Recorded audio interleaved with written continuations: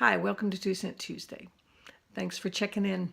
I'm here in Massachusetts because this past weekend we took part in saying goodbye to a dear friend who had fought a hard battle for 12 months and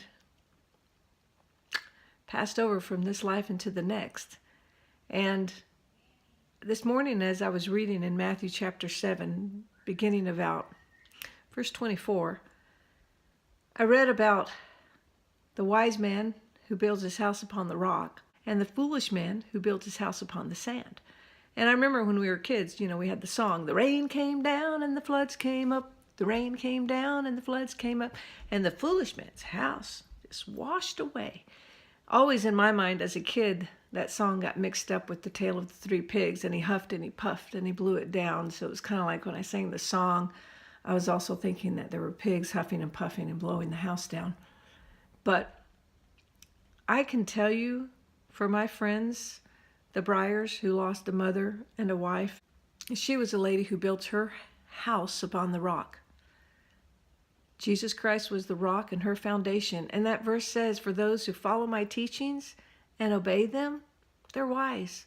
They're like the guy who built his house upon the rock. And I'm so honored to have known this family and so many others as well who have built their house upon the rock. And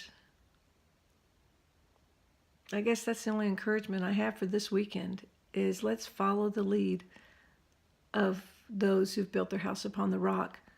Let's fall upon Jesus, the cornerstone of our faith and our rock.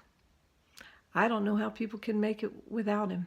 So thanks for checking in. When you build your house upon a rock as they did, you can face storms. You can go through seasons of life that you never thought you could because you know who is your rock. You know where your faith is anchored.